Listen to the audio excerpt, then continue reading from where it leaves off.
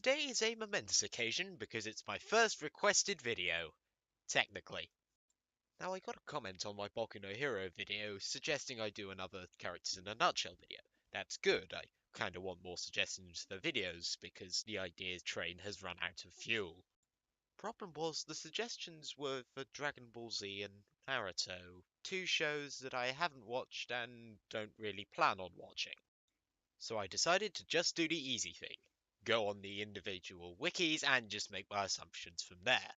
So I went onto the Dragon Ball wiki and took a look at the villains. So the villain is this guy. Apart from when he gets defeated, then it's this guy. Then it's these people. And then it's the reason that Zygarde got new forms, but he doesn't matter because the new villain is this thick art of Kirby, who eventually turns into this small art of Kirby, but they don't matter because we've got this anorexic hyena fucker as our new villain, and you see my problem? No, how about I check out the Naruto wiki? Surely, because it's had a shorter running time, there'll be less character.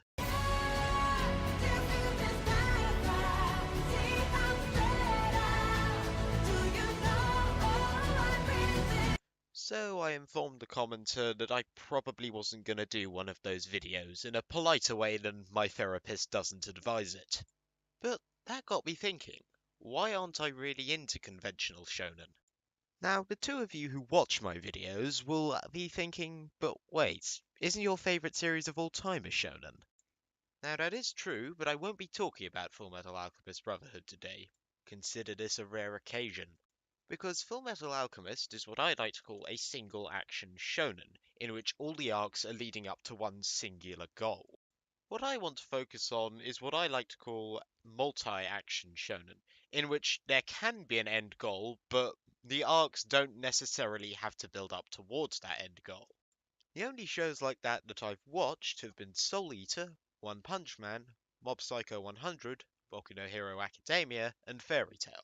I'll focus on the latter two because they will illustrate my point better. I'll start off by talking about Fairy Tail. Fairy Tail is very comparable to the big three. I started watching Fairy Tail after a friend of mine politely asked me to. That's the kind of polite asking that involves death threats. One problem that Fairy Tail has off the bat is that there is no overarching objective, so there's nothing for the characters to really work towards. However, one thing in the show's favour is that I really like the characters. Seriously, all of them. With one glaring exception. Problem is, a lot of Fairy Tail's arcs are devoted to the fights, which I don't find as interesting. For me to enjoy a fight, it's either got to feel so grounded that every move feels realistic, or so over the top that it feels original. Fairy Tail suffers in this aspect because they're just using the same attack over and over again, but it's a magic attack, so it has no chance of feeling realistic. The fighting got kind of annoying because it got in the way of some really great emotional character development. I couldn't give less of a fuck about who Natsu just punched. What I want to find out about is Lucy's relationship with Michelle. Also, another problem is there is a huge element of Nakama in the show. For those who don't know, Nakama is basically the power of friendship, and that it will overcome all evils and whatever. This becomes a problem because it makes every fight in Fairy Tail the same.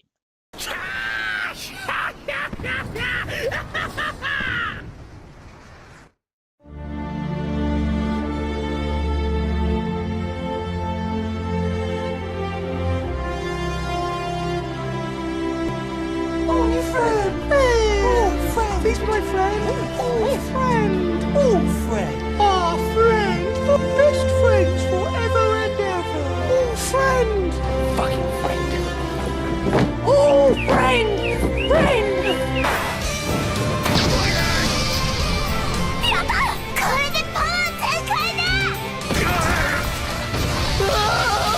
I never thought we'd get that wound up. And that is basically every arc in Fairy Tail. I left halfway through the Magic Games arc because 1, that arc is just painful to watch, it's all fights and no substance, and 2, I heard time travel bullshit gets involved later, so that's a good a sign as any you should stop watching a show. So now we move on to everyone's favourite series as of now, Boku no Hero Academia. Why is this so much better than the Big Five? Well, first, it sets up its objective right off the bat, that being for Deku to become the next All Might. Not in that way. Also, the show puts priority on the characters. Not every episode has to be a fight. And when the fights do happen, they are given a degree of reality to them, because despite the fact they're using superpowers, we know them so in depth they feel real to us. Instead of just chalking it up to, oh, I have friends, therefore I'm powerful, they actually show the ins and outs of each quirk and various training that the characters must go through. Also, Lucy is a good waifu, and she's even voiced by Aya Hirano, the person who played motherfucking Haruhi. But is she amphibious? I thought not. So to go back to the original question, why don't I get into that much conventional shonen? The answer is, I've set the bar too damn high. Also, I'm not really asked to watch something that goes on for hundreds of episodes continuously when I could just watch something that goes on for 12 or 24 episodes at a time. I mean, I could watch One Piece in its entirety until it someday ends, but I haven't figured out immortality yet.